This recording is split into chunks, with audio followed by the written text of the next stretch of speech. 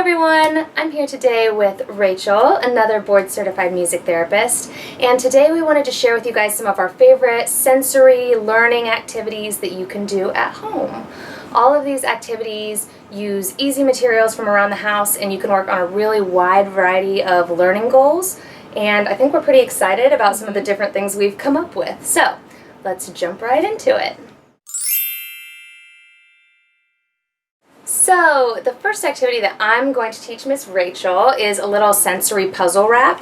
For this activity, you need any puzzle that you have at home and any kind of little easy sensory bin that you want to make. These are my favorite tubs from Target, and I just have rice in there right now. Anything that you have at home will work: rice, sand, beans. For this activity, we are going to be using foil or wrapping paper to wrap up our puzzle pieces. So Rachel and I are going to get right into that. So as you are getting those wrapped up, you're going to bury them and hide them in your sensory bin.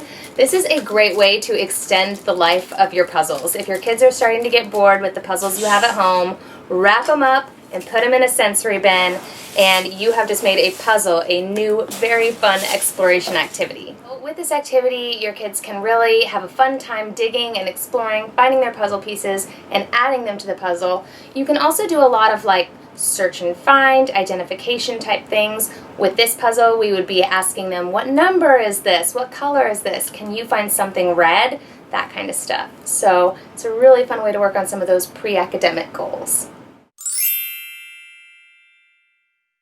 So we are going to make sensory balloons next.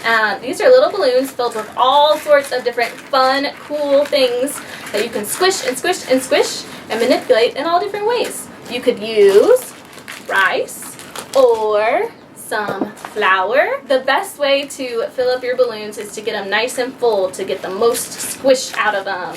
Alright, we're going to start. Christy's got her balloon. We need to first stretch it out. You can blow it up or just pull on it quite a bit to get it nice and stretched.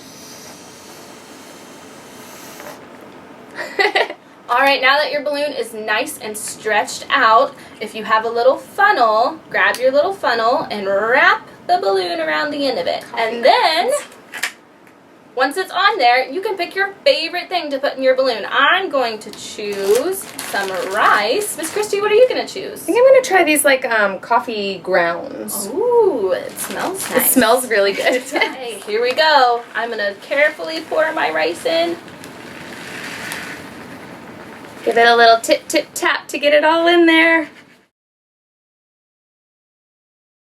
Once you have your balloon nice and full, you want to make sure and tie it, have very tight so none of the rice or flour or whatever you use comes out.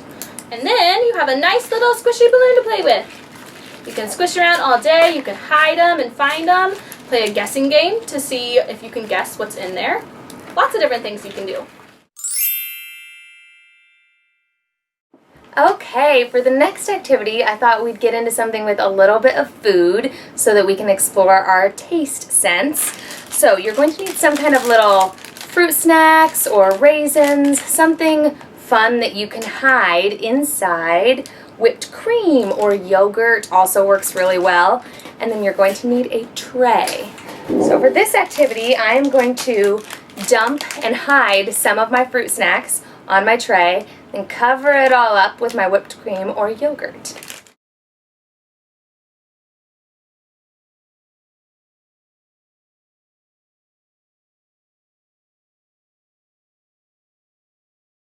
Okay, so once you have your tray all covered, it is ready to play. So we have ours all ready to dig into. Once again, you can tell your kids to be looking for certain colors. You can just let them go crazy. We can be searching and finding to see what different things look like. And it's delicious. See if I can make a shape.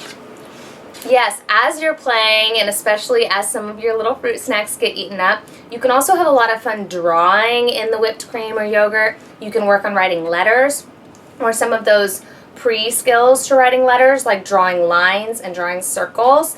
All of these things are really important to developing those fine motor skills.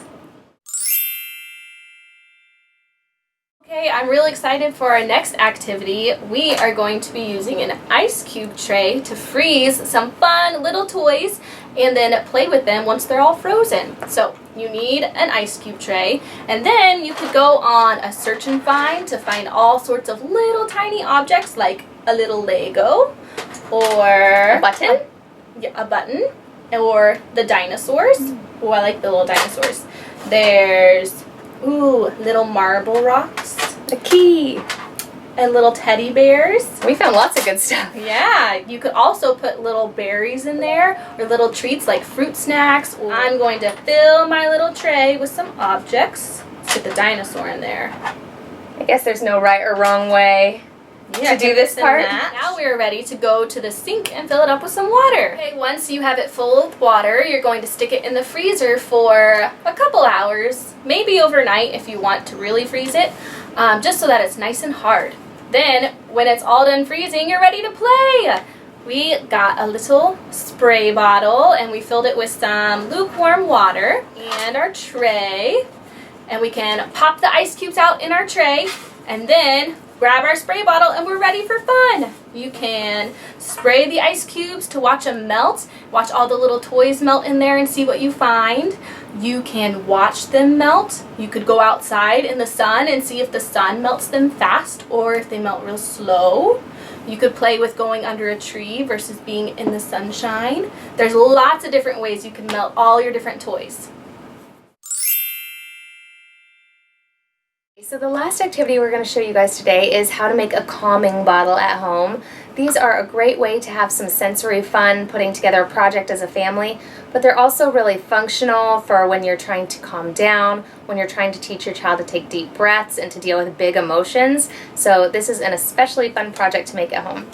We are going to start with having some kind of bottle. I got this one at Michael's and it is literally called a sensory bottle. You can also just use any water bottle that you have at home. For inside the calming bottle, you will need water and also some soap. We're using some soft soap with a little bit of color to it, but clear soap also works really well. There's a ton of different things you can put inside your sensory bottle. It's a really great idea to choose a few different things with different weights so that you can watch them float at different rates. You can also put things in that will cause a little bit of sparkle, like some beads, some sequins, glitter. All of that kind of stuff looks really great inside your sensory bottle, but it is totally up to you what it looks like. Okay, so we're going to start by filling up our bottle about a quarter of the way with water.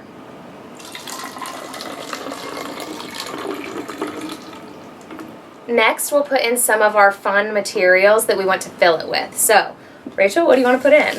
I'm going to put in these green sequins. Love it. I'm going to put in some beads, some glitter beads to be specific. Maybe some blue sequins as well. That's a good idea.